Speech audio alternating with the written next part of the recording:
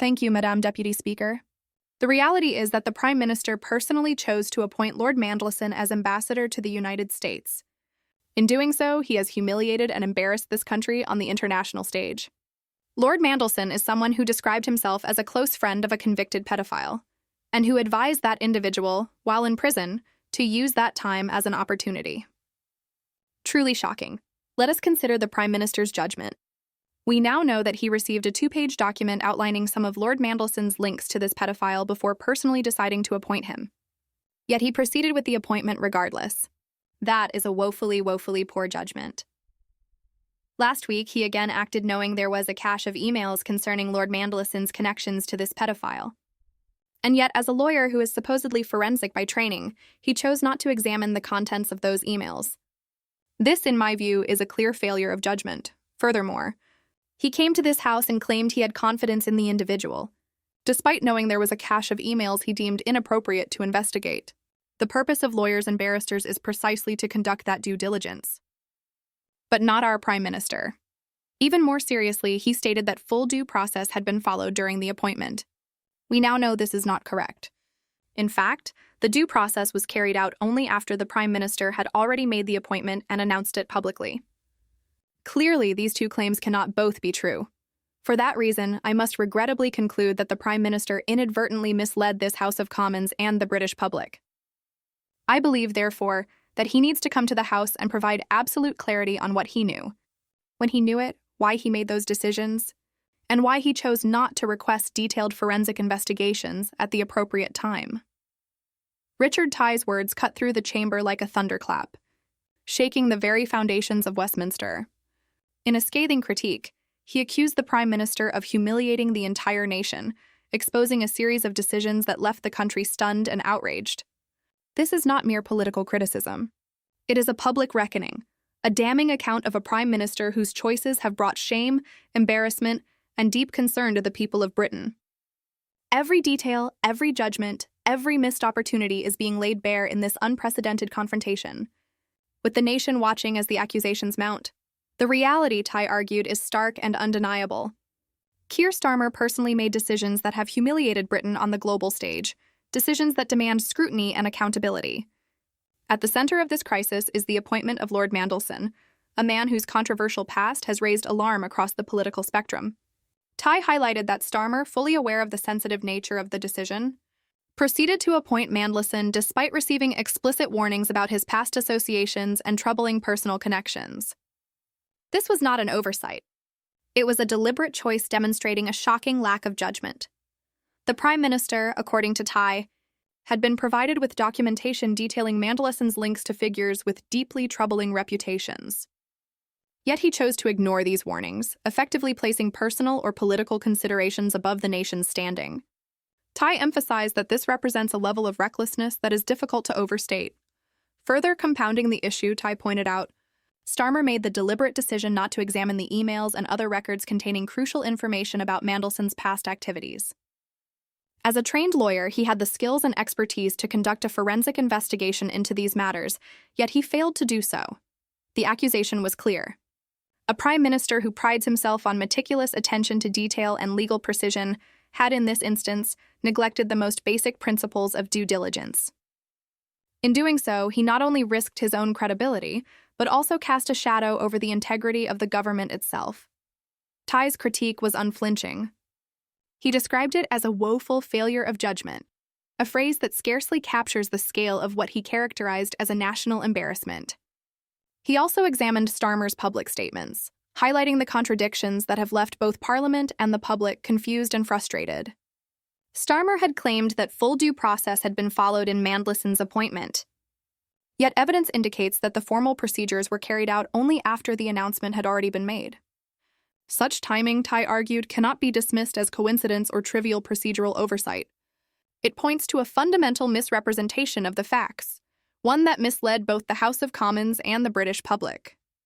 The gravity of this, Tice insisted, cannot be overstated. He demanded clarity. The nation deserves to know precisely what Starmer knew, when he knew it, and why he proceeded in a manner that appears to contravene the most basic principles of accountability and transparency. The broader implications, Tice warned, extend far beyond a single appointment. They strike at the heart of public trust in leadership, raising uncomfortable questions about the Prime Minister's judgment and priorities.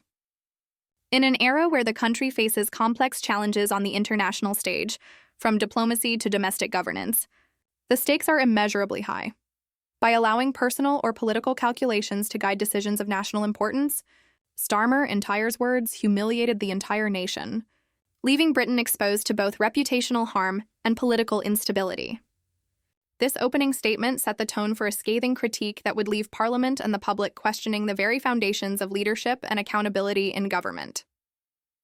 Richard Tice did not hold back in analyzing the chain of failures surrounding the Prime Minister's decisions, portraying a picture of systemic misjudgment that has shaken public confidence. He emphasized that Starmer's actions were not isolated mistakes, but part of a pattern of recklessness that undermines the credibility of the highest office in the land. The appointment of Lord Mandelson, Tice argued, was emblematic of a leader who repeatedly prioritized political convenience over the national interest. By proceeding with the appointment despite having detailed intelligence about Mandelson's links to highly controversial figures, Starmer displayed a troubling disregard for both accountability and propriety. This was not merely a lapse in judgment. It was a conscious decision revealing in Tice's assessment an alarming indifference to the reputational damage inflicted upon the United Kingdom. Each decision, each calculated omission, magnified the perception of a prime minister willing to gamble with the nation's integrity. Tice methodically outlined how the prime minister had been presented with a 2-page briefing specifically, highlighting Mandelson's problematic past. Yet Starmer pressed ahead without hesitation. Even more concerning, the prime minister, armed with the expertise of a seasoned lawyer, chose not to investigate further, despite knowing that a cache of emails contained potentially explosive details. According to Tice, this was not a minor oversight. It represented a deliberate abdication of duty. The refusal to ask fundamental but critical questions demonstrated a leadership style that is reactive rather than proactive, seeking to minimize immediate political fallout at the expense of long-term national interests. Tice stressed that the gravity of these failures reaches far beyond the confines of Westminster. The nation, he argued, has been publicly humiliated, and the Prime Minister's credibility, once considered unimpeachable, is now in serious doubt. The accusations continued as Tice highlighted the contradictions in Starmer's public assurances. On one hand, the Prime Minister claimed that due process had been fully observed, a statement intended to reassure both Parliament and the public that the appointment had been carefully vetted. On the other hand, evidence showed that formal procedures were only carried out after Mandelson's appointment had been publicly announced.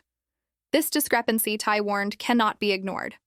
It suggests, at minimum, gross mismanagement of the process, and at worst, a deliberate misrepresentation to the House of Commons and the public. The implications of such contradictions are profound. A leader who misleads the public or allows the impression of being misled to persist erodes trust in government institutions and undermines the very foundations of democratic accountability. Tice's language left no room for ambiguity. He stated plainly that the Prime Minister's handling of the situation was a national humiliation, pure and simple, and that the public deserves full clarity on the decisions made and the reasoning behind them. Furthermore, Tice examined the broader consequences of Starmer's choices on international relations and domestic confidence. By appointing a controversial figure to a high-profile diplomatic role, Starmer risked damaging the United Kingdom's standing abroad. Foreign governments and international institutions, Tice warned, are acutely aware of such errors, and the impact on Britain's reputation could be long-lasting. Domestically, the message sent to the public was equally concerning. A leader willing to ignore warnings, bypass due diligence, and misrepresent processes sets a precedent that threatens transparency and accountability across all levels of government. Tice framed this not as partisan rhetoric, but as a sober warning. The nation is being asked to trust a prime minister whose decisions, in this instance, have revealed a troubling lack of foresight and integrity. Each failure compounds the next, creating a cascade of errors that leaves the country exposed to embarrassment, criticism, and political instability. Tice's critique also explored the psychological and ethical dimensions of leadership. He argued that a prime minister's responsibilities extend beyond legal compliance or political convenience. They include moral accountability to the nation, to Parliament, and to the principles of justice and fairness. By failing to scrutinize the evidence, to question Mandelson's past, and to ensure strict adherence to due process before making public announcements. Starmer, Tice contended, neglected these fundamental duties. The speech depicted a leader out of step with both the expectations of the electorate and the institutional standards of governance. Every statement, every decision, every omission was presented as a deliberate choice with consequences too significant to ignore. The public, Tice warned, is watching closely, and the demand for accountability will not fade quietly. The message was clear and unequivocal.